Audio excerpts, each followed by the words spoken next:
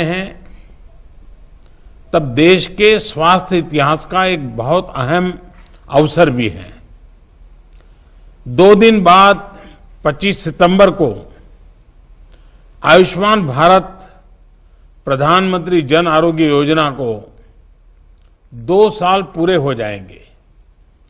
सिर्फ 2 साल के भीतर ही इस योजना के तहत 1.25 करोड़ से अधिक गरीब मरीजों को मुफ्त इलाज मिल चुका है।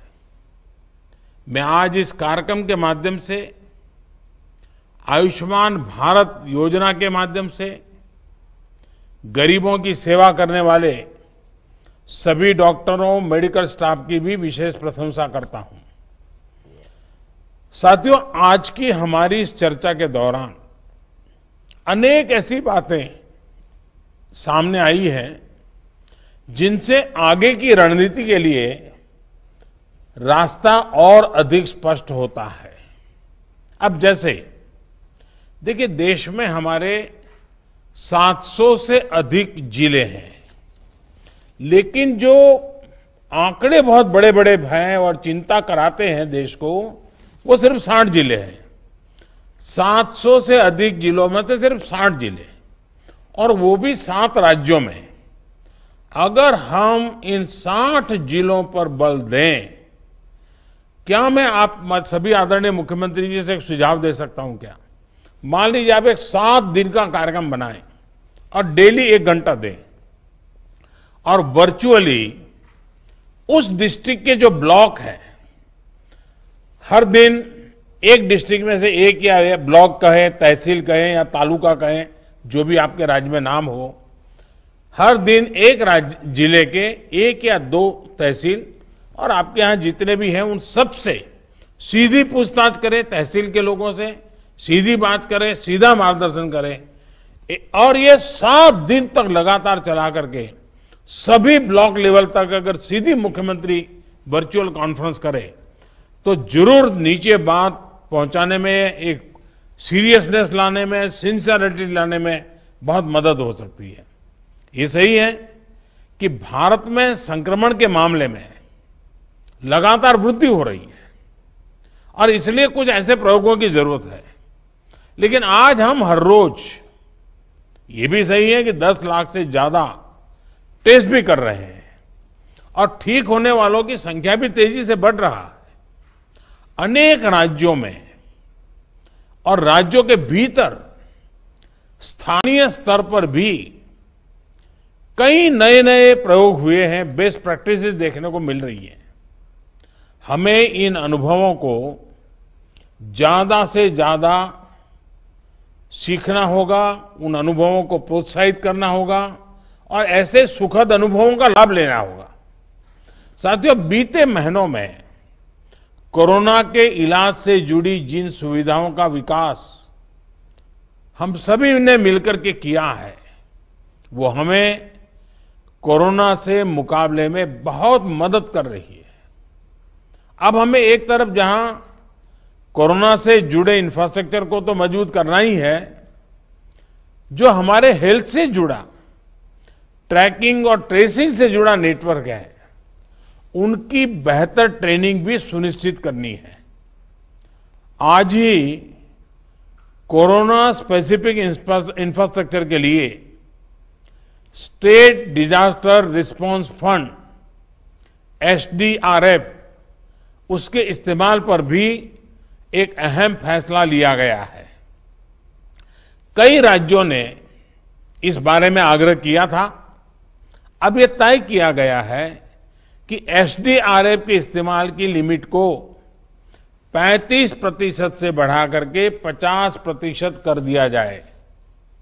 इस फैसले से राज्यों को कोरोना से मुकाबले के लिए और ज्यादा राशि उपलब्ध हो सकेगी। एक और महत्वपूर्ण बात मैं आपसे करना चाहता हूं। प्रारंभिक काल में हमने जो लॉकडाउन किए, उसका बहुत लाभ मिला है, दुनिया में भी उसको सराहा गया है। लेकिन अब हमें माइक्रो कंटेनमेंट जोन पर ही बल देना चाहिए, जिससे कोरोना का प्रसार रोकने में मदद मिलेगी और बाकी जनजीवन और गतिविधियां भी सामान्य तौर पर चलेगी।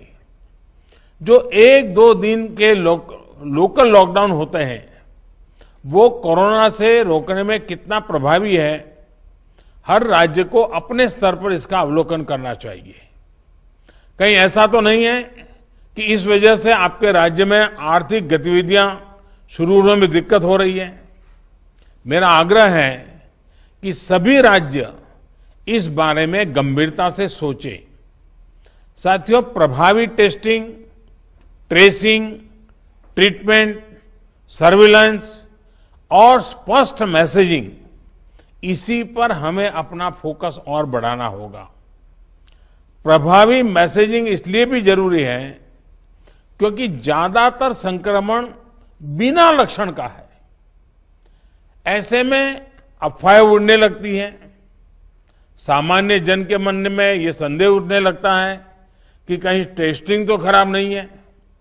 यही नहीं, कई बार कुछ लोग संक्रमण की गंभीरता को कम आंकने की गलती भी करते लगते हैं। जैसे हमारे कैप्टन साहब ने कहा, तमाम अध्ययन बताते हैं कि संक्रमण को रोकने में मास्क की भूमिका बहुत अधिक है।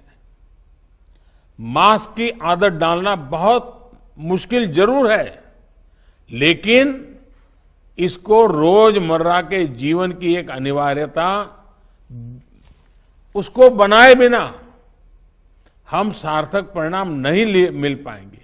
और जैसे उद्धव जी ने बड़ा सिंपल चश्मे का उदाहरण दिया, यही तरीके से सोचना पड़ेगा। साथियों, बीते अनुभवों से तीसरी बात ये निकल कर आई है कि एक राज्य से दूसरे राज्य के बीच सेवाओं और सामान की आवाजाही में उस रुकावट से सामान्य नागरिक को अनावश्यक परेशान होती है। इसमें जनजीवन भी प्रभावित होता है और आजीविका पर भी असर पड़ता है। मुझे बताया गया है कि ऑक्सीजन की कोई कमी नहीं है, लेकिन राज्यों के बीच तालमेल बना रहना ज्यादा जरूरी है ताकि जीवन रक्षक ऑक्सीजन के आवागमन में कोई रुकावट ना आए। लगातार मॉनिटरिंग से सप्लाई चेन को बनाए रखने में मदद मिलेगी। ऐसे विषयों पर हमें अफवाहों से भी सतर्क रहना चाहिए। कभी कभी इसका फायदा ब्लैक मार्केट वाले भी उठाते रहते हैं।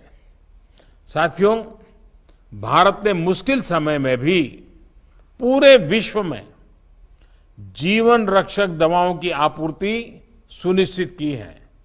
ऐसे में एक राज्य से दूसरे राज्य के बीच दवाइयां आसानी से पहुंचे, ये हमें सबने मिलकर के ही देखना होगा।